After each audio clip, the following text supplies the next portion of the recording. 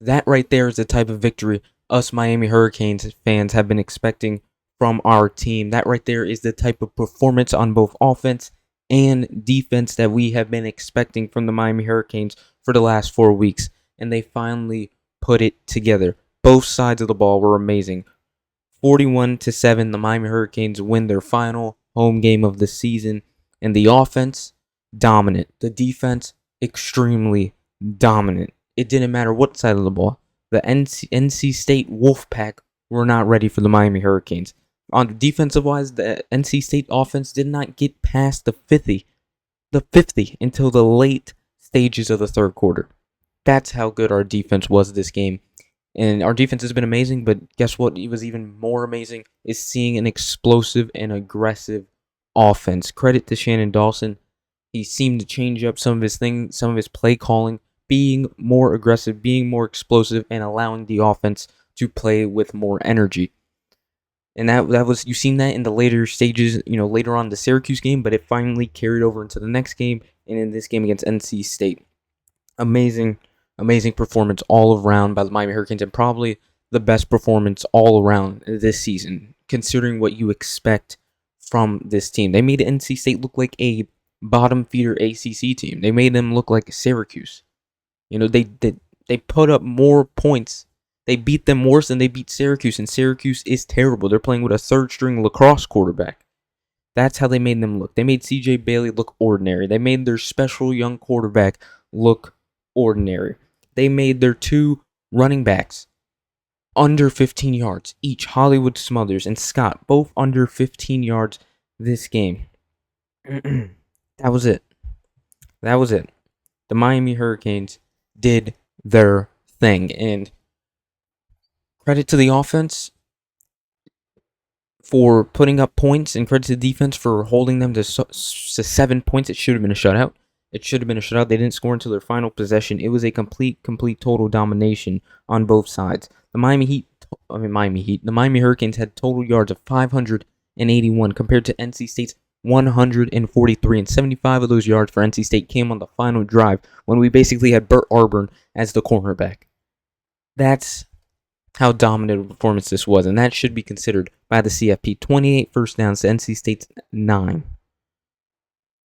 That's how dominant a performance this was, and it was, as I said, an all-around performance from every aspect of this team except the special teams. Carter Davis missed a field goal. We should have been winning. We should have won this game by even more points. We should have had 44 points on their head, not 41, just so you know. But the Miami Hurricanes get the win in the must-win, which is nice. And on the offensive side, I want to credit Gerard Pringle, because we were without Mark Fletcher, our best running back, our number one this season, and Gerard Pringle gave us something that we have not seen this season. Mark Fletcher is a run through the A gap, run through people type of running back. And Gerard Pringle, we saw the fast twitch, the running from side to side, running to the outside, getting it done, and he had 116 yards this game. That Gerard Pringle showed us something that we haven't seen all season, something we need. We've been needing in these last 4 games against Louisville and against Stanford and against Syracuse and all those in SMU. We needed this type of running back, the type of running back that's explosive, the type of running back that is going to explode for a good carry and just juke people out of their shoes and not just try to run through piles, And the Miami Hurricanes were able to do that. And they had Shamar Brown also got some carries, 45 yards. He had the touchdown to put it in, to punch in. We had Wheatley Humphreys, 45 yards. We were able to do that.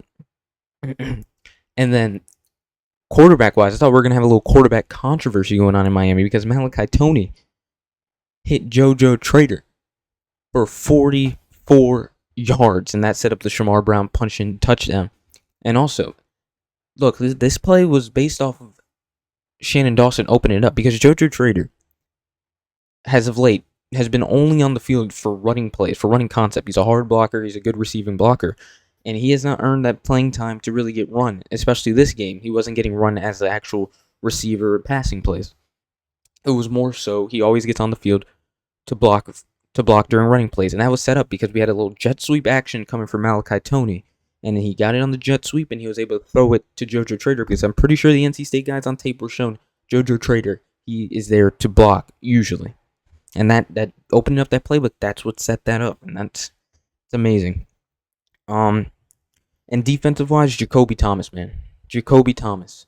We had a fumble, as Mark Jones said.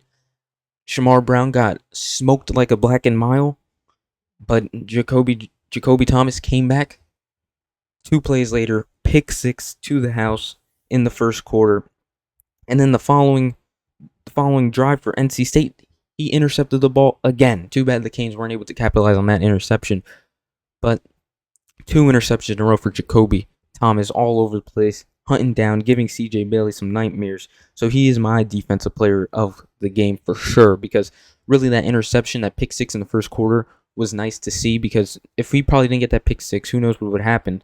We got past the 50, probably scored, and it would have been 3-3 possibly going into the first quarter. So we needed that 10-0, finally scored a touchdown, finally scored multiple points in the first quarter in the damn game finally, when that's what we should be doing, and it sparked everything from there, and it was just 2 touchdowns in the second quarter, 10 points in the third, and touchdown in the fourth. Just everything felt like it was flowing and more explosive because after that Jacoby Thomas touchdown. Of course, Ruben Bain played amazing. He didn't get a sack. The only sack came from Akeem Mesidor, I believe. But he's generating pressure. He's probably getting held every single play. You know how that is. Malachi Toney, amazing. 5 receptions, 54 yards. As I told you, he did have another opportunity to throw for a passing touchdown wide open, but he airmailed it a little bit. He overthrew it a little too much. So that probably should have been a touchdown. He had 2 receiving touchdowns. Should have had 3, but the ACC officials always bringing up shit for the Miami Hurricanes to get hoed on. It was some dumb illegal shift that even the upstairs official or the official on commentary, the fake official, said shouldn't have been called. Malachi Toney should have had 3 touchdowns, but he had 2 touchdowns. Elijah Lofton finally got a touchdown, and I was mad at him because in the first drive of the game, Lofton dropped an easy screen pass, but then we got the 3rd and 6 to Keelan Marion after that, and then Lofton came back later in the game, caught his only pass for a 29-yard touchdown. So that was nice to finally get him involved and get him in an explosive play. A player that we were definitely high on coming into the season hasn't really lived up to expectations. But as I just said, talking about Keelan Marion, 7 receptions for 96 yards. He's been amazing. And I mean amazing in these last couple games for the Miami Hurricanes. Definitely stepping up when CJ Daniels has been out.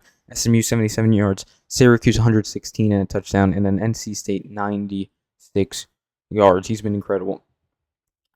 And this is the type of performance that we've expected from the Miami Hurricanes, considering the talent, considering the ACC teams they are scheduled to play. They're not playing any upper echelon ACC teams in Georgia Tech, in, who else is up there? Virginia, they played Louisville, but they probably should have beat them even worse. And they should be beating all these SEC teams like this. SEC. Am I drunk? ACC teams. They should be beating all these ACC teams like this, no matter what. Maybe besides Georgia Tech, they're probably the best one.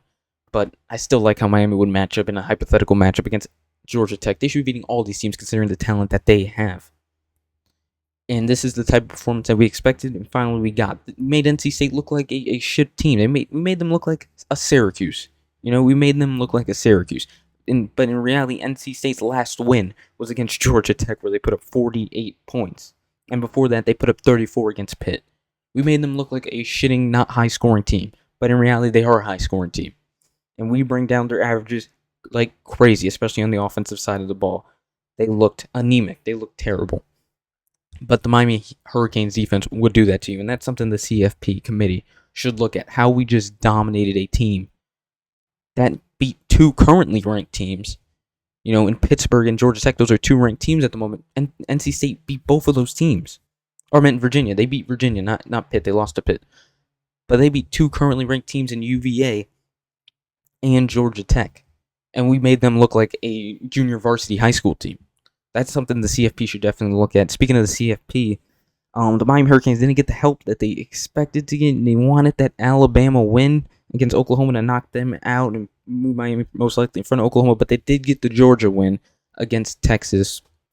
So we should move ahead of Texas. And then we almost had the Ole Miss fumble of the century, losing to the Gators, which would have been insane. Lane Kiffin going 0-4 in his career against Florida before he goes to Florida. But no, Ole Miss was able to put it together and win that game. There's also some things that I'll go over in another video about the ACC playoff computations and what I think the CFP will rank us before Tuesday. So there'll be another video before that. But other than that, the Miami Hurricanes probably get their best win considering expectations, considering the team they played of the season. I would say probably USF because we smoked those guys out of the water, and they're a pretty good team. But this is probably the most complete win you can say of the season, the most dominant win against a decent ACC team. And we finally got the performance we expected over one of these ACC teams. So Miami Hurricanes win 41-7 at home, their last home game. Now we got Virginia Tech next week, time yet to be announced. And then we got Pittsburgh the final week of the season. And if Miami Hurricanes can continue to put together these type of victories, continue to dominate this competition, things will fall into place for you, hopefully. And all you need is a couple things ahead of you. And a couple things ahead of you to pray on, to pray to happen. And I think you have a true shot to CFP. But as I said, I'll go over those CFB, what I think will happen and how I think the committee will approach the Miami Hurricanes this week and all the things that happen in front of them and behind them also. But other than that, let's go Canes.